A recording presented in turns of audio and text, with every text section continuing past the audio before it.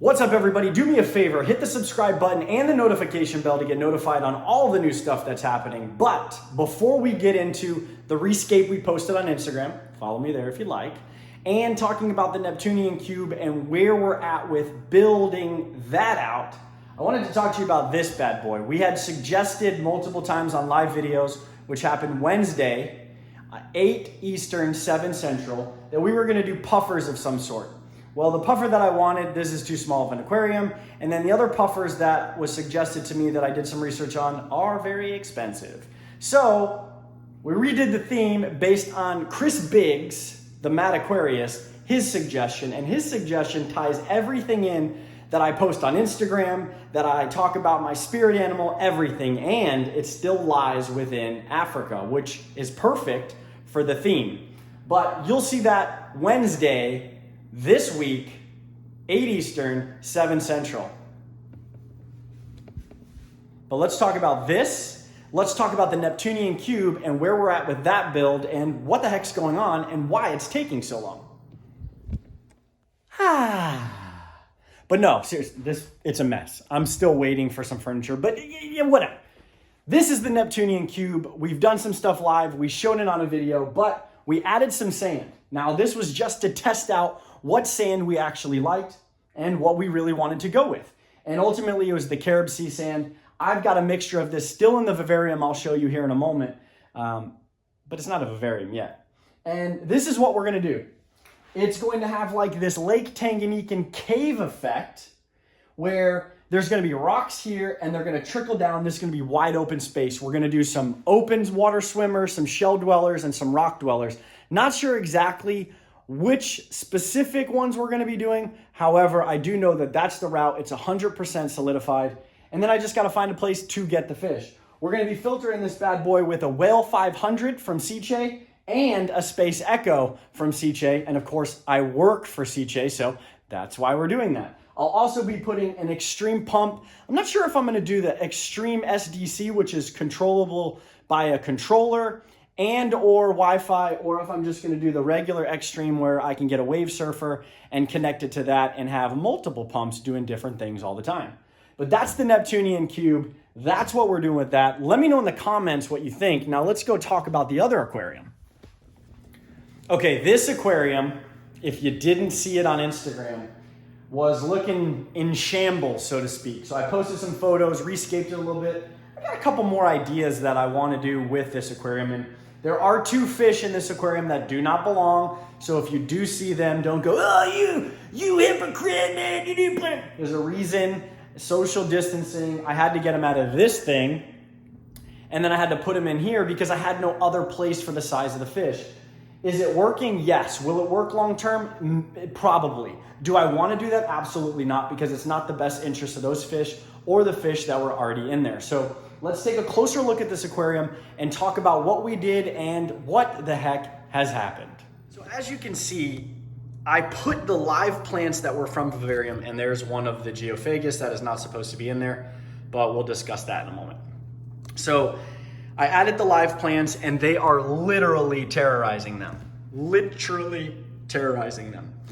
Thought about adding a pump just to push water this way because there is a dead spot right here, and the FX6 and the FX6 do not hit that spot regardless of what people think. It's just not powerful enough. However, the fish and the Reefscape turned out really well. So I added a mixture of what was in the other aquarium and it turned out really well. It kind of darkened the substrate, which blended everything better, you know, with the tall rocks here and the flat rocks.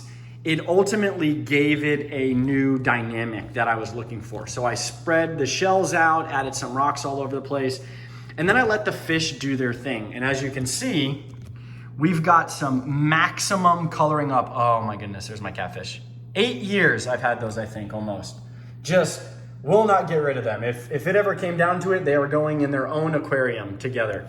But I had to move both geos. Let me see if I can find the male. He may be swimming around with everyone. He is the one that stays away. The female is the one that has been hanging out with everyone. But the dart and I are growing even better. We're feeding, of course, North Fin flake food and pellets and kelp wafers. So We're doing krill flake, we're doing veggie flake, we're doing veggie pellet, we're doing krill pro, and I've got the kelp wafers in. It's a mouthful, but we get it at Northfin USA. Why not? And you can use the code THANKS10 if you'd like. But Dart and I filling out, beautiful male, look at that.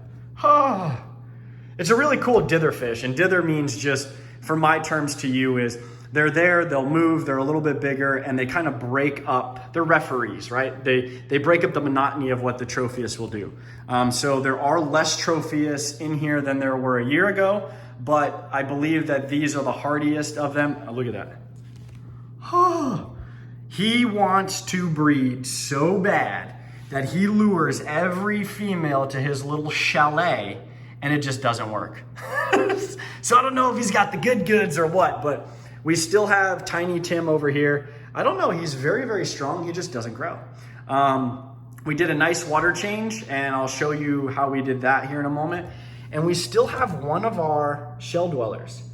This is the large, I think it's called Temporalis. Don't quote me, but if you do know this one, he's got a hump on his head.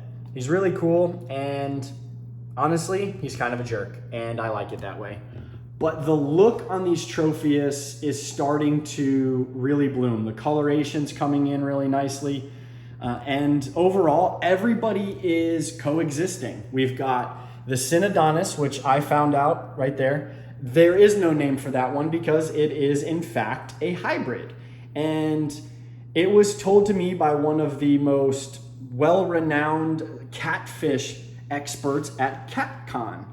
Excuse me, not CatCon, but Cataclysm when I was in Wisconsin last year. So they're doing well as they always do. Wherever I put these guys, they just seem to flourish. But back to the plants, always a bad idea for me because as you can see, some were really green in the post on Instagram, and now they're getting torn to shreds. Why? Because of these butt heads. They're foragers, right? They go through the wild, they pick on rocks, you can see them just bouncing around, and then they find the perfect vegetation. I'm feeding them right now every day to try to lure them away.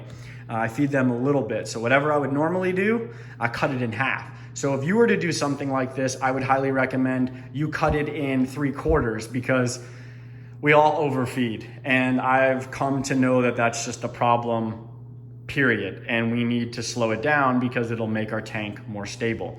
And so that's why I think this tank lasted so long. Let me see if I can get, look at that. I think this tank just stayed the way it did. It was dirty. There was a lot of algae, thick algae. Matter of fact, let me see if I can find some on the bottom. Yeah, you can see some right here. There was very, very thick algae. And, you know, it was getting lighting, wasn't getting the best lighting, but it was being fed, but nothing else was happening. There are 2 filters on this.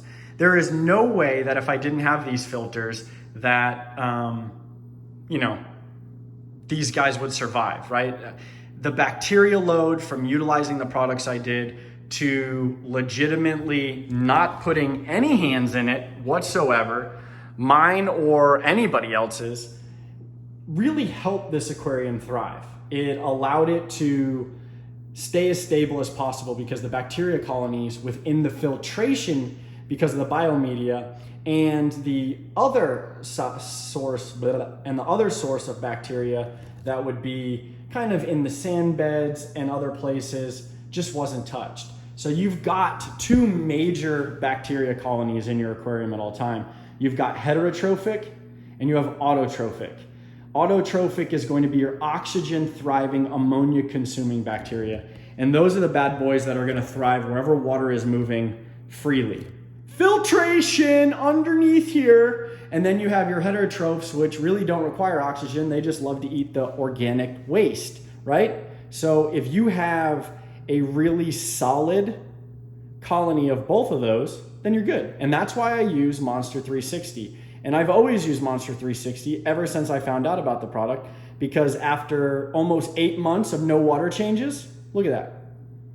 Did pretty good. I mean, the rocks need to be pressure washed off, but we're just gonna leave them because it's natural. Peek of what's going on with this little reef thing. This has been moved multiple times. This has so many different renditions, but we had a problem.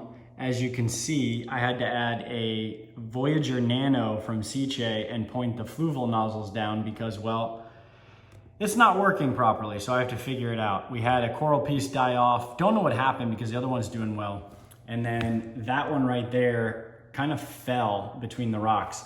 So moving the tank, getting it all situated, everything else looks pretty good. I've got to get more of a cleanup crew, but overall it's looking lush. It's only gonna get better and we're only gonna get a bigger tank. That's the idea. So as you can tell, there was a lot of work that had to be done with that. And I used a very, very specific pump to drain these aquariums, especially this one behind me. It's called the Ultra Zero, and if you stay till the end of the video, not only will you get your motivation, but you'll also get a funny clip of the Ultra Zero. But this is going to be a vivarium. I use that Ultra Zero to drain it down to 1/8 of an inch. Literally, I've done nothing else. Zero, zilch, nada. There is like barely any water left. The only thing I gotta do is take that substrate out, put it in there, and put the rest in the community Neptunian Cube. Now, this is going to be an epic vivarium of some sort, I hope. I'm working with Tanner Serpa from Serpa Design to help me design it and ultimately procure in whatever fashion I need to get all of the materials I'm going to require. I do want to do some sort of body of water in there, but I'm not sure that's going to be possible with the animals that I want to put in there. So lots of research, lots of planning, and then the implementation. Do not rush, I'm telling you. But let me know what you think. Should we do a lot of a foresty theme? Of course it's going to be rainforest, but should we have some big rocks in there? Should we have logs, body of water? What animals would you put in that? I'd really like to hear it. This is going to take some time, but it's going to be well worth it in the end. And I'm really excited about this. So I'll see you on Instagram. I'll see you on the community page. And ultimately, I'll see you every Wednesday night. That's right, 8 Eastern time, 7 Central, live on YouTube. And heck, maybe we'll go live on Instagram a couple of times with some really cool people just to chat about aquariums, fish, and life. So thank you so much for watching, liking, sharing, Instagram tapping, loving, hearting, sharing on Facebook, doing all of the things that keep this channel socially relevant, and ultimately you coming back for more content from this quirky face. You know what's next. Holla! At the end of the day, there really is nothing other than wake up and do it. Whatever it is, just do it. It's not taken from Nike. It literally means what it means. We procrastinate because we're not exactly excited about the task at hand, and well, sometimes you just have to do it. So put on your big boy pants and your big girl pants, and well, you know the rest. Thank you so much for watching. Just plug me right in. I know you want to. Life's easier with me.